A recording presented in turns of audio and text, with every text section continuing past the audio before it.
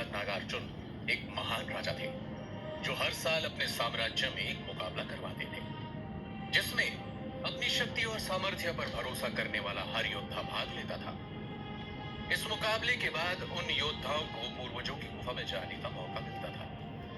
आज से ठीक 3 दिन बाद ये मुकाबला था जिसमें राज्य और उसके आसपास के दल के लीडर्स और उनके मेंबर्स के बच्चे भी भाग लेने वाले थे। यही वजह थी कि राज्य की सड़कों और बाजार में भारी मात्रा में भीड़ और चहल पहल थी। उसी समय आसमान से एक आग का गोला तेजी से नीचे गिरता हुआ आ रहा था जिससे आसपास का वातावरण भी गर्म होने लगा। सड़कों पर मौजूद लोग आसमान से जमीन की ओर आते इस खतरे से अनजान थे।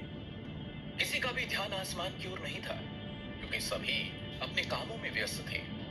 अचानक विद्युत नाम का एक लड़का जोरों से चिल्लाया, वो देखो, सूरज नीचे आ रहा है।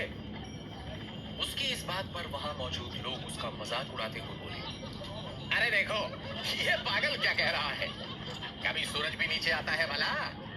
उस आदमी की बात सुनकर बाकी लोगों का ध्यान भी उस लड़के पर गया और एक दुकानदार बोला, ए पागल, चल भाग यहाँ से, सुबह सुबह काम खराब करने आ गया। इस पर वो लड़का बोला, पागल नहीं हूं मैं, बल्कि तुम सब मूर्ख हो। मेरा नाम विद्युत है, मैं तो चला, अभी तुम्हें भी यकीन हो जाएगा, एक बार ऊपर तो देखो। ये सुनकर वहां खड़े लोग हंसने लगे और उसकी बात पर ध्यान न देकर अपने काम करने लगे। ये देखकर वो लड़का बोला, मूर्ख है सब, चलो मुझे क्या।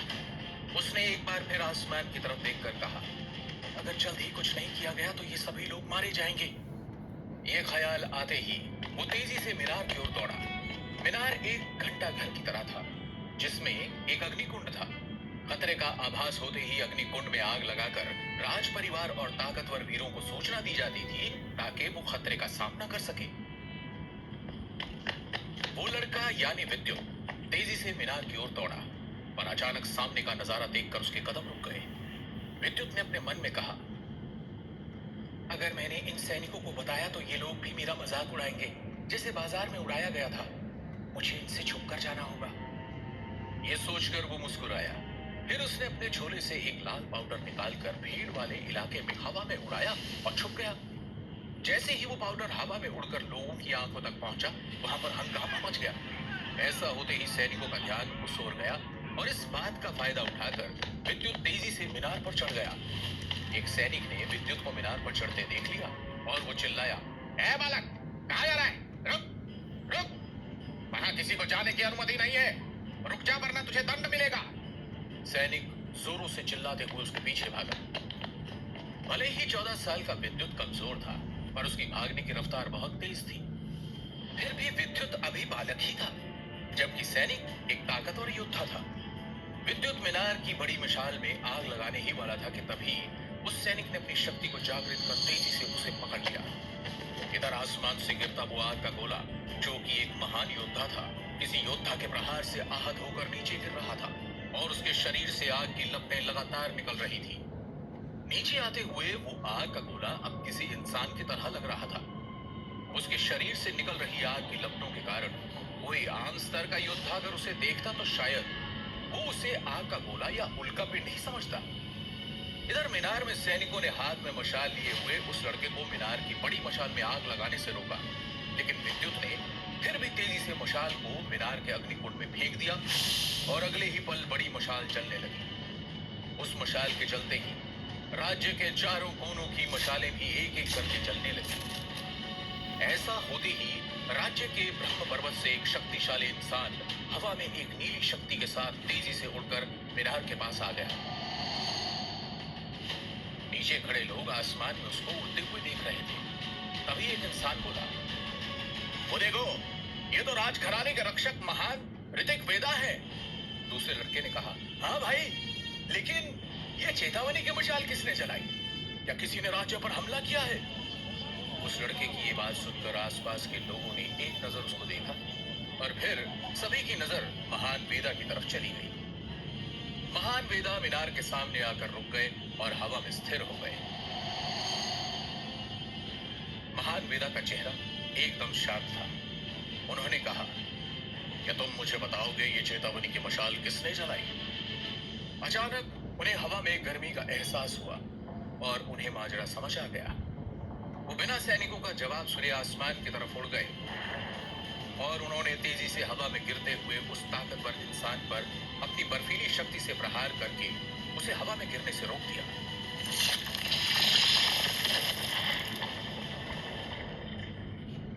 वेदा की शक्ति का असर इतना तेज था कि उनका शरीर एक नीली आभा से चमक रहा था। उनके शरीर से शक्तियां लगातार ऐसे निकल रही थी जैसे वो बहती हुई शक्तियों का कोई महासागर हो। ऋतिक वेदा एक जलमूल शक्ति के योद्धा थे। उनका स्तर एक एलिमेंट गॉड का था। उनकी इन्हीं लाजवाब शक्तियों के कारण उन्हें वाटर एलिमेंटल गॉड भी कहा जाता था। एक वक्त था जब महान वेदा सबसे शक्तिशाली सुपर 7 वॉरियर्स दल का हिस्सा थे। समय बीतने के साथ ही सुपर 7 वॉरियर्स दल के योद्धा अलग अलग हो गए, जिनमें से कुछ योद्धा रहस्यमय तरीके से गायब हो गए और कुछ ने लीडर और रक्षक की उपाधि ले ली थी। जैसे ही इंद्रपुरी साम्राज्य के रक्षक महान ऋतिक वेदा ने उस अग्नि शक्तियों से घिरे आदमी को बचाया, वैसे ही उस बूढ़े आदमी की शक्ति को महसूस कर वो समझ गए कि वो कौन था।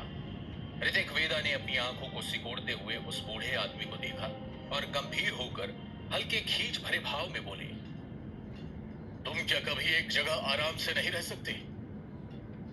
नीचे जमीन पर खड़े लोग ऋतिक वेदा और उस बूढ़े आदमी को हैरानी से देख रहे थे।